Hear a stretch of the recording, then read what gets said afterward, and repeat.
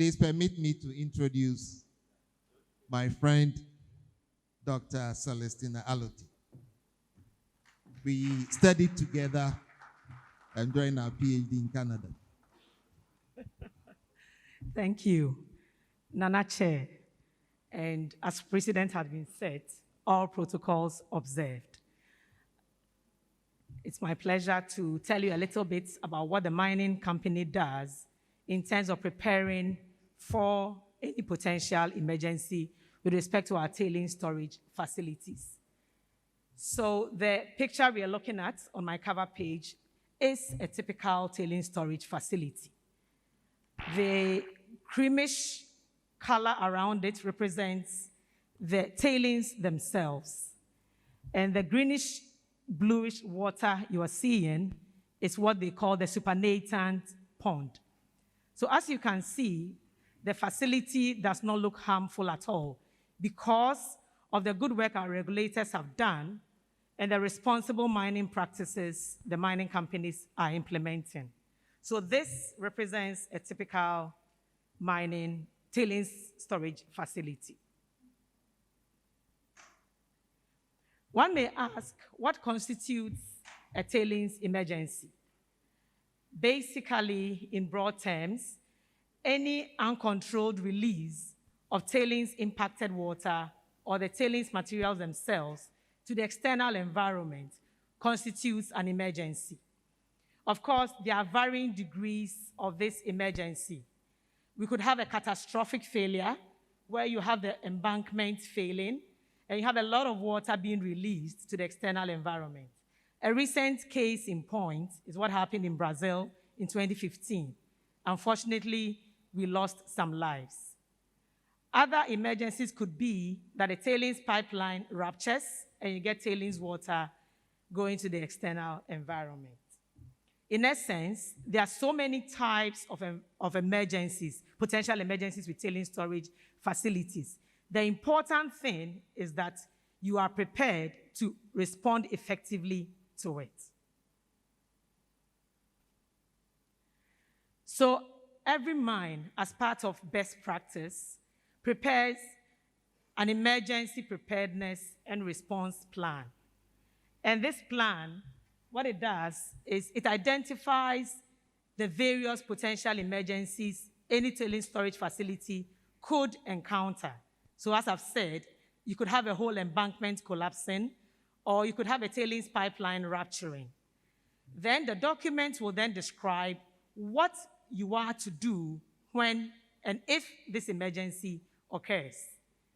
The document also identifies the resources you would need depending on the type of emergency that occurs to deal effectively with the emergency. The document also then outlines which external stakeholders you would need to coordinate with. So for instance, importantly, if there are any communities in the nearby environs, also state agencies that respond to emergencies. So typically the Ghana Fire Service, NADMO, and then the Ghana Ambulance Service, if it is to that severity. So that document, the document would identify these external resources. Then the document outlines the mechanisms you must undertake and what you should have in place in order to be able to respond to the emergency. Then it provides information to the off-site emergency responders. So for instance, it will outline, in the case of, let's say, a catastrophic failure, the route that certain, maybe the Ghana Ambulance Service should take in order to be able to access the site where the emergency is happening. It would also tell you maybe what evacuation measures have to be undertaken to take people to safety. Again, as I've said already, the important thing though is that this emergency preparedness and response plan is integrated into the site-wide emergency plan because the mine has other potential emergencies aside from the failure of tailings storage facilities. Because we could have a fire on another, set side of the mine. So this plan is integrated site-wide. As you can see, the objective of having this plan is to protect, number one, and number one is us. So it is key that we involve our stakeholders in getting these documents prepared. And so employees are made aware of this plan, contractors on site, and our stakeholders, that the communities, are made aware of this plan and what the plan entails. Any potentially affected stakeholders are also made aware, and then they help to test the plan. Because you can have a plan, but then when the rubber hits the road, you realize the plan is no plan at all. So it is important to test this plan. Again, we engage with public sector agencies.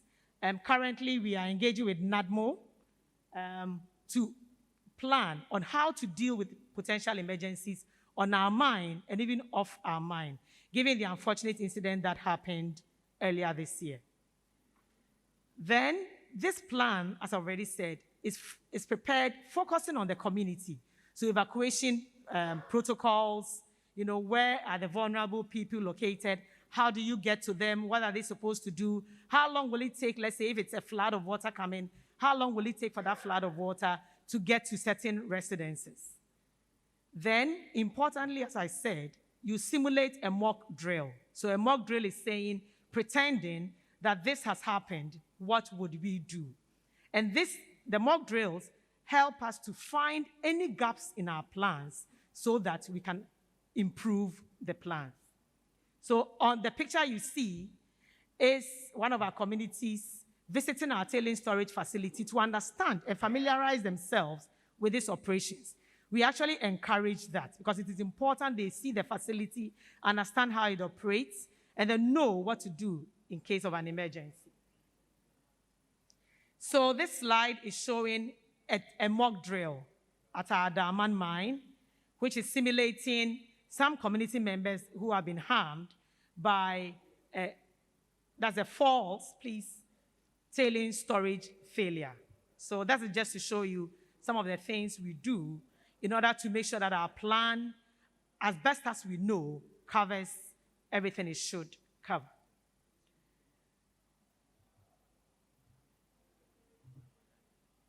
I think I lost one of my slides, my last slide. Sorry.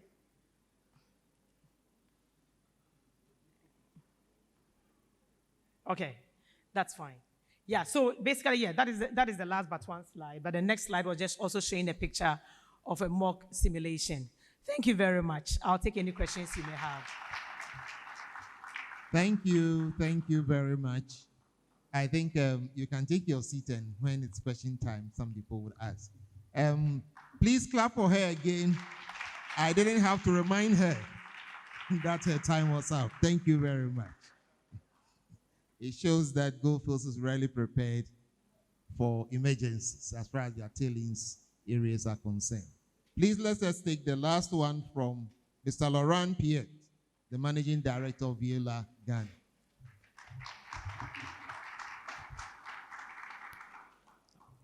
Thank you very much. Clearly doesn't want to be the one not respecting the protocols, so I will proceed hoping that all the protocols are duly respected as well. I'm the representative of Veola. We are an international company in charge of water, waste, and energy. So it boils down to everything that has to do with sustainability. I've heard the executive VP of Goldfield talking about a change in paradigm. We call this a transformation ourselves, an ecological transformation, and that's very much where we operate. We operate in partnership together with cities and large industries such as the mining industry. You can see that it's about waste, collection, recycling. It's about carbon footprint and energy saving, and also about water treatment and production of water and treatment of effluent water. Here in Ghana, I'm very proud to actually represent my team. We are 150 engineers and operators working day in, day out, so that the emergency response plan is actually never implemented. we are operating at the downstream of those TSF, and we are dealing with the supernatant water that needs to be sometimes extracted from the dams so that the dams doesn't overflow and the integrity of that infrastructure is actually kept, and that we don't have to face those sort of issues with dam failure. We're operating on 3 sites today in Ghana, in Kwasi, in Udiapri-Ntarkwa, and in Bogoso. It's also quite of an engineering presentation, so I'm already apologizing for the content, but basically I wanted to start with the questions, asking the questions about the difference between water treatment and water management. I guess it's not exactly an interaction, so I will start by answering myself of the questions, but the water treatment is really the technology applied to treat the water that is stored in the tailing dams. And it broke down to those KPIs that are how much water can I discharge in an instantaneous flow, so tell me exactly how much I can draw water from the TSF. What sort of efficiency? Mines doesn't like to lose on efficiency, so if you pump water, I just want to make sure that the water that is going to the environment is maximized and that there's minimum return into my water management system. Of course, you have to be available because if your plant is on failure mode, well, we need the most the water to be drawn down, it's a problem. We are compliant and we have to obey on all those regulations, so compliance is obviously key, and compliance with the EPA requirement is a must-have. And most of the time, the conversation is really about cost of operation as well. I have to note that for me, sustainability is really thing that has to do with long-term and has to do with timing. In water treatment, things are pretty much fixed in time, and we're really talking about instantaneous performance rather than long-term sort of planning. Now I'm comparing this to water management. And suddenly, water management, we are really looking at the overall life cycle of the water on the mines. And we are no longer only considering the TSF, which is a central point that most of the time accumulate all the water and all the pollutions that the mine produce. And we extend in on the processing, the excavation, the refining. There's water underground that needs to be pumped up ground. There's a base camp that have utilities that produce effluent and waste. Cooling water system that needs to be drained once in a while. So water is basically a whole system, and at the end, the water management consider holistically everything. I just want to highlight that here I've put waste and energy into bracket because this is really not the point of this presentation, but carbon footprint, waste management, and recycling, segregations, all of this is our core business. So what do we do when it's to really manage water on site? Most of the time, that was a very simplistic flow diagram of how the water flow. If you get into mines, usually you face those kind of diagrams. I'm not going to get into the details, but it's quite complex. You have a lot of streams, a lot of different flux with different water quality. All of them are collected at the end in the TSF, and that's the one that we have the challenge to treat. On the top of that, rain pattern always influence the water. We know that we have 2 seasonal, dry and wet seasons, and that implies dilutions and implies change in the quantity of pollution that is stored into the water management. And then, of course, ore tonnage is also something that really influences the way the water treatment plant has to work. In the end, it's really about the salinity. So you see water, I sometimes see salt, because in the water is dissolved a lot of salt that most of the time are not good for the environment and needs to be taken out of the environment. One of the issues is that the reverse osmosis that has been presented before is quite often used here in Ghana. It only separates the pollution, and your problem is getting concentrated and back into the mine, and then you have what we call a salt buildup. And the mine is getting more and more concentrated with the salt. So what do? We equip ourselves with tools. It starts with models. So we need to build and then calibrate and of course simulate and then look at the reality of what we see on the ground and what the model can say. Then after, we need to feed the model with a lot of data. So here in Ghana, we've mobilized a mobile plant that is capable of doing a lot of water analysis and feed those systems, modeling systems, so that we know what's happening. What it gives us some projections, so 5, 10, 15 years of projections, most of the time linked to the life of the mine.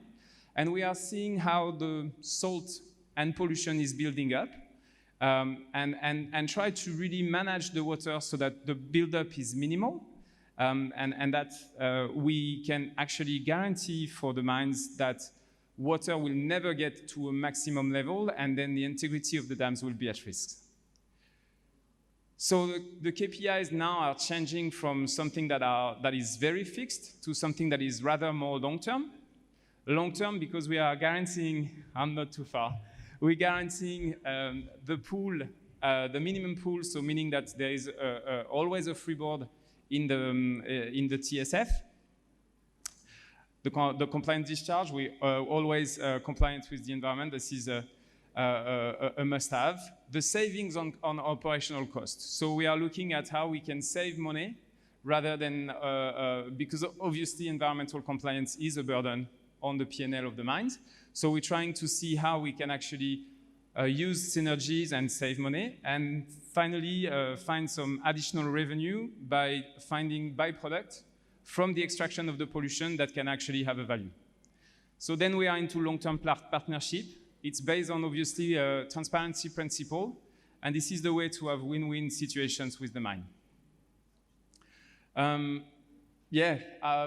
purposely avoid talking about technology. Most of the time, we engineers, we love those technologies. We have to assess what is the specific problem of a mine before actually coming to the solution. It's only a brief presentation of the technology. I will be very short, but you have concentrative process, like the reverse osmosis, where the pollution is put on the side and recycling into your system. You can do it as well by using power, thermal power, or cooling, or cold or freezing power.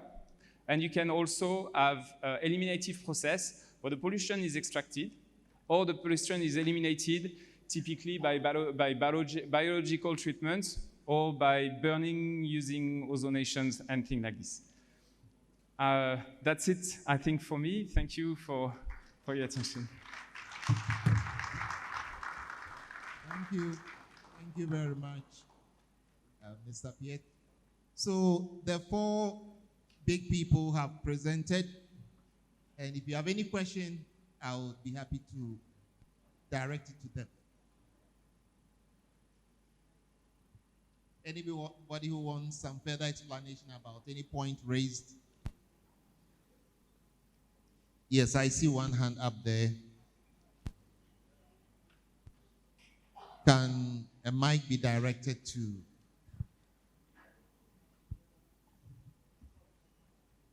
Thank you. Any other person who wants to ask a question? Maybe I'll take maximum 3 and then we continue.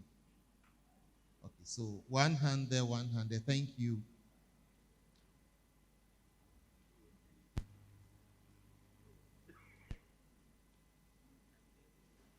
Yes, please go ahead. All right, thank you. My name is John. I'm with Abosu Goldfields. I want to make a request to the CEO of EPA and the CEO of the Minerals Commission. I think there's an issue with lining of tailings dam. They say when 2 elephants fight, it's the grass that suffers. For those of us in the industry, it's a bit difficult for us. So if you can, for lack of better word, agree on the way forward when it comes to lining of tailings dam, it will help us. Thank you very much. So it's a suggestion, right? And I think they have heard you. The CEO is here. The 2 CEOs are here. So let us take the next one and then the last one. Thank you, Prof. My name is Frederick Pranche. I'm in V's MC. I have 3 questions. One goes with the effluent treatment. I think the last speaker spoke about water treatment. Most of the time, the mining companies, they treat their processed water for reuse. I've never heard of processing, treating the water to become a potable water so that we can use in our homes for the surrounding communities. If we can, concentrate on that aspect also so that we can minimize water on our plants. That is the first question. And the second question is solid tailings reuse. I don't know if Minerals Commission and mining experts, we can diversify our operations for the reuse of the tailings. Because I know most of the tailings can be used for other activities like manufacture of floor tiles and other things, instead of always leaving it there and then trying to cover it. If the mining companies can diversify so that we can reuse our tailings. And third one, this one goes with the stakeholders.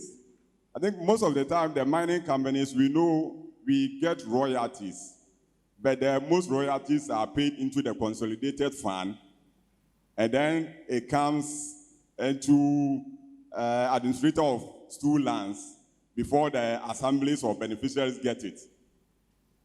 Sometimes the way it is distributed, if it can be transparent, if there's a way it can be transparent, because most of the communities, apart from what the mining companies does as a SRE, the royalties, we don't benefit as much.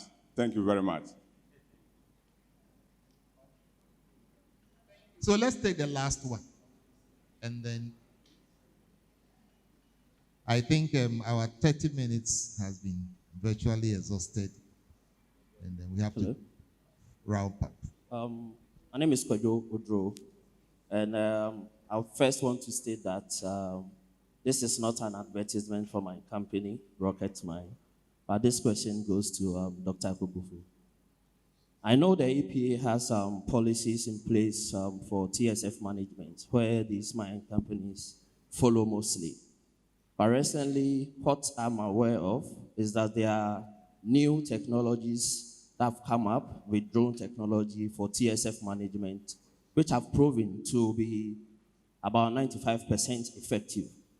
Is the EPA looking at enforcing some policies where the mining companies will go with these technologies to improve the efficiency of the TSF management? Thank you very much. So they will provide very short answers. The first one has to do with Minerals Commission and EPA agreeing on the type of material to be used for the floor of tailings impoundments. Right. Can you just, something brief, please? Yes, thank you. EPA and Minerals Commission has a renewed collaboration efforts. And I do agree with you, where there are differences here and there, definitely you, the operators, will suffer. But then the truth is, Minerals Commission will give you the concessions, and as my colleague enumerated, give you the regulations by law as to how you design and then construct your TSF. We at the Environmental Protection Agency, being the headmaster, we tend on the environmental quality aspect. That's what we are very much looking at. So if a particular lining will not meet our requirement, we will insist on that. We wouldn't want a situation where having gotten the permit or the license from Mineral Commission to construct all that, and then your lining will be leaking, seepage. The whole idea is to stop particular occurrence. That's the seepage of these toxics into our groundwater. So we will confer and agree and then come up with the most appropriate materials, so to speak. Thank you very much. Let me mention that these days there is very good cooperation between the regulators, and I believe that they will get an answer for you very soon. Talking about treating processed water for domestic use. I don't know how many of us here would be comfortable drinking water when you are told that this was once contained cyanide. You drink it. You want to talk about it? Yeah, of course, of course. I think I would as well. As long as the treatment plant is actually designed for it. And most of the time when we are talking about reverse osmosis water, this is one of the purest water that you could really find. It's true that recycling is less of an issue when it comes to mining in Ghana, because mining water balance in Ghana are always positive. So it's an excess of water that we have to manage. That excess of water, I've talked about byproduct. Definitely one of the main byproducts could be water. And with the proper design, I really don't see why water would not be produced for the environment. Desalination water that we have in Tema, for instance, is for potable use, and they use exactly the same technology, so I will drink it. Thank you very much. The third one has to do with treating solid waste for the production of tiles and other things. Yeah, thanks. Yeah, I find that question quite interesting. But I think one of the things you must note is that before you can use it, because the tailings material essentially is waste. And when the EPA boss was talking, he mentioned the fact that it might contain some of the chemicals that are used for refining. Not only that, the material itself, that is the ore that we mine, might also be exposed. You hear of acid mine drainage, might also have that potential. So indeed, you could use it, but before you do that, you must test this to make sure you have no potential of contaminating the environment. So I hear a lot of calls for that, but we must do the work before you can. So it's not every tailings that is produced that can be used for such purposes. You need to know its content. Thank you. Excellent one. Thank you. There was a one on royalties, but I think that is beyond our discussion here. So permit me to just move on. Thank you very much. And the last one has to do with the use of drone technology in monitoring tailings impoundments. Yeah, thank you. I indicated that the Environmental Protection Agency is undergoing some form of transformation and all that. And modus operandi is part of the transformation. So very soon we'll be coming to your homes. Apologies to the President. Through the Chamber of Mines, the Executive Director is here, the CEO. I've spotted him, dog. You can't run away, yes. We'll be coming to you to get us the members of the industry. So we go through so many things by way of trying to up our game. So we do agree with you. For instance, you soon be deploying monitors to check the air pollution, water pollution, and then noise at real time, information data generations and all that. So yes, we'll do that. Thank you. So I think with that we can end our session. Thank you very much. The presenters who were able to answer the questions very well, and thank you very much for listening and also for asking questions. Please, you can resume your seats. Thank you.